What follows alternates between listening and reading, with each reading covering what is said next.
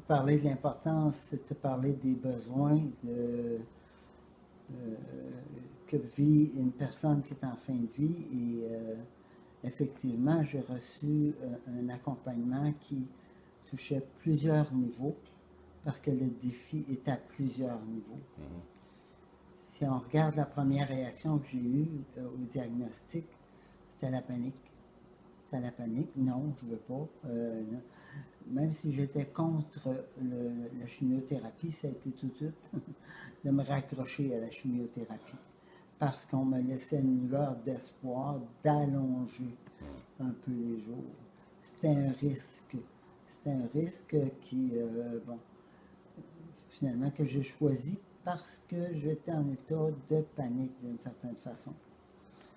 Alors, c'est sûr que les soins médicaux ont été d'une grande aide pour m'avoir permis d'allonger mes jours, effectivement. Ils ont probablement plus que doublé le temps de survie qu'on me donnait là, à partir du moment où on a évalué l'état du cancer là, que j'avais. Là.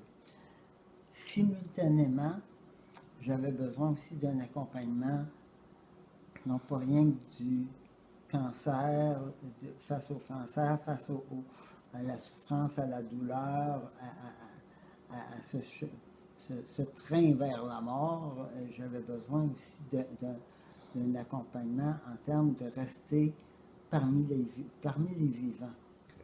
Parce que vivre ça tout seul, je n'aurais pas été capable de relever le défi. Je me suis tourné tout de suite vers mes enfants, vers mes frères, mes soeurs, mes beaux-frères, mes belles-sœurs, mes neveux, mes nièces. Ça a été tout de suite de partager, de vouloir partager avec ces gens-là que j'aime ce défi-là pour qu'on le vive ensemble, pour que leur façon de le vivre m'inspire sur comment est-ce que consciemment, moi aussi, je peux vivre ça. Donnez-moi des pistes parce que je suis perdu dans ça. Je ne sais pas quoi faire. Émotivement parlant, je suis carrément perdu. Alors à ce moment-là, c'est comme important que vous soyez là. Et ça, j'ai eu écoutez, j'ai une trentaine de personnes très significatives dans ma famille qui sont proches et avec qui il est facile de parler qu'on s'aime. Je me dis, si j'avais pas eu ça, je ne sais pas où j'en serais aujourd'hui. Je me suis servi de cette affection-là, de cet amour-là comme base pour pouvoir comme relever le défi de dire, même si c'est de l'inconnu, allons voir qu'est-ce que c'est. Explorons qu'est-ce qui se passe. Il y a des peines qui apparaissent, il y a des angoisses qui apparaissent, il y a des peurs qui apparaissent. Il y a un besoin à un moment donné d'acceptation, d'adaptation, d'acceptation surtout là, de l'état qui est là. Puis de le partager avec les gens, on aurait dit que quelque part, ça facilitait là, cette acceptation-là.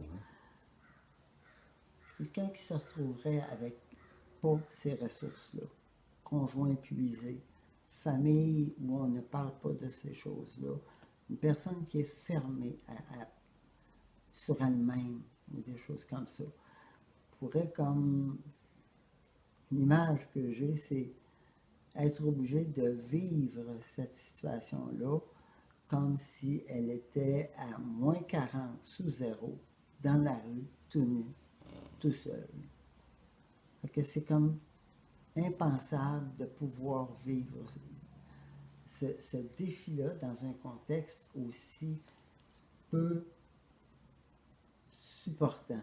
Donc, des ressources comme Albatros, c'est ce qui nous permet là, de croire que des gens qui n'auraient pas eu ma chance, si je n'avais pas eu cette chance-là, j'aurais eu au moins cette possibilité-là de référer à des gens qui offrent leur temps bénévolement pour t'accompagner, pour justement être avec toi gratuitement, à vivre ces moments-là, à explorer avec toi ces moments-là et à relever le défi simplement par leur présence, par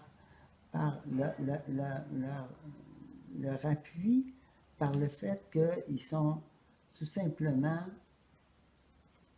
disponibles à toi. Et ça, c'est une ressource que notre société se doit de développer.